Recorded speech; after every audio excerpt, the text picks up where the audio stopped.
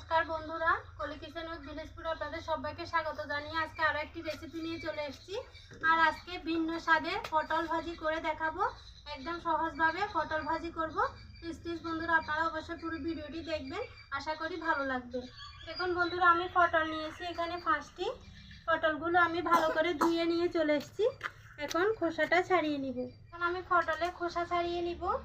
প্রথমে এভাবে পটলের দুই পাশে কেটে নিব, তারপর খোসা ছাড়িয়ে নিতে হবে।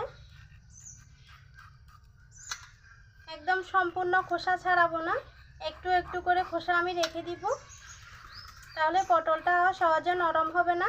এভাবে চিকন চিকন করে খোসাগুলো রেখে দিলে একটু একটু করে, তাহলে পটলটা একটু শক্ত থাকবে। দেখুন বন্ধুরা, আমি এভাবে পটলটা খোসা ছাড়িয়ে নিয়েছি। এভাবে চিকন চিকন করে একটু একটু খোসা রেখে দিবেন, তাহলে দেখবেন পটলটা আর নরম হবে না। এখন আমি মাঝখান থেকে এভাবে কেটে নিব আর এভাবে ফুল করে নিব। দেখুন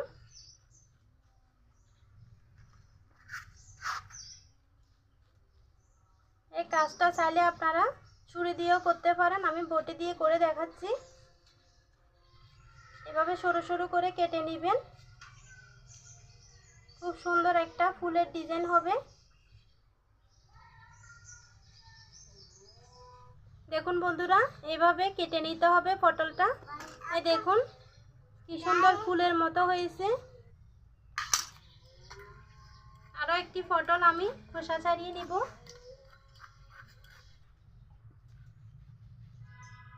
যতটা পারবেন এভাবে সরু সরু করে কেটে নেবেন। আর এইভাবে পুরোটা কিন্তু কাটবেন না, নিচের অংশটা একটু করে এভাবে জোড়া লাগানো থাকবে। দেখুন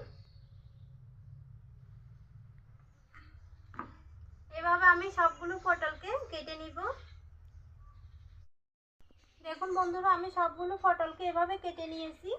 আর দেখতে কি সুন্দর লাগছে দেখুন। এটা ভাজার পরে কিন্তু আরো ভালো লাগবে দেখতে। আর দেখুন বন্ধুরা, আমি কিন্তু পটলের খোসাগুলো ফেলবো না, এগুলা কিন্তু ভর্তা করে খাওয়া যায়। এখন আমি পটল ভাজি করার জন্য ব্যাটারটা তৈরি করে নিব। তার জন্য লাগবে বেসন। প্রথমে দিয়ে দিব বাটিতে বেসন, দিব লবণ। এখানে পটলের মধ্যে সামান্য করে লবণ দিয়ে আমি মেখে নিব।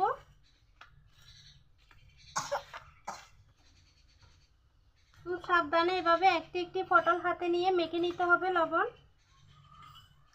দিব হলুদের গুঁড়া, সামান্য করে মরিচের গুঁড়া দিব, সামান্য দিব মশলার গুঁড়া, দিয়ে দিব কিছুটা কালো জিরা। এখন শুকনো উপকরণগুলো মেখে নিব, অল্প করে জল দিয়ে ব্যাটার করে নিব।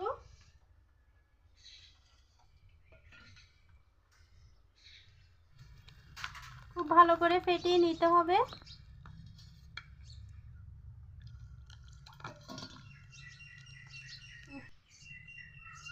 এরকম পাতলা একটা ব্যাটার হবে।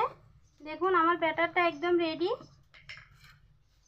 দেখুন বন্ধুরা, আমি কড়াইয়ে তেল গরম দিয়েছি, তেল গরমও হয়ে গেছে। এখন পটলগুলো ব্যাটারের মধ্যে ডুবিয়ে ভেজে নিব। এই দেখুন এভাবে ব্যাটারের মধ্যে ডুবিয়ে নিতে হবে।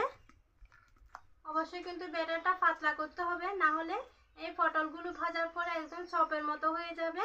এই যে পটলে এই ফুলের মতো, এটা কিন্তু আর দেখা যাবে না। আর এভাবে ঝাঁকিয়ে নিব, তারপর তেলের মধ্যে দিয়ে দিব।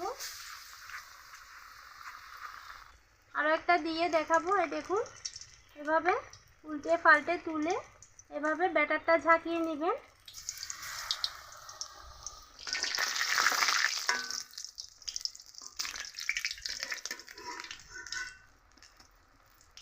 বেশি আঁচ কড়াতে এগুলো এটা পুড়ে গেছে, অবশ্যই কিন্তু অল্প আঁচে ভাজতে হবে।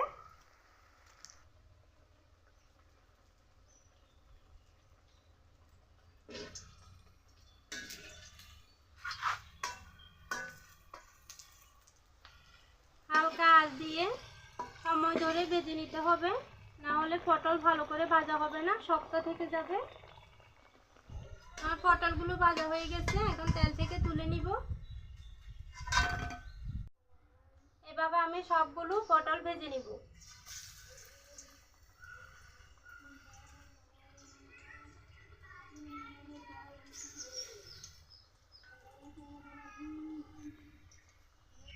দেখুন বন্ধুরা, আমি সবগুলো পটল ভেজে নিয়েছি আর কি সুন্দর কালার হয়েছে দেখুন।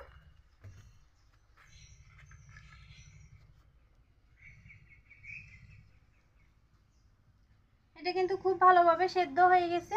দেখুন ভেতরে কিন্তু একটুও কাঁচা নেই। এভাবে পটল ভেজে আপনারা নাস্তা হিসেবেও খেতে পারবেন, আবার ভাতের সাথেও খাওয়া যাবে। তো আমার রেসিপি কেমন লেগেছে কমেন্টে জানাবেন। যদি ভালো লাগে তাহলে ভিডিওতে একটি লাইক দিবেন, আমার চ্যানেলটি সাবস্ক্রাইব করে আমার পাশে থাকবেন।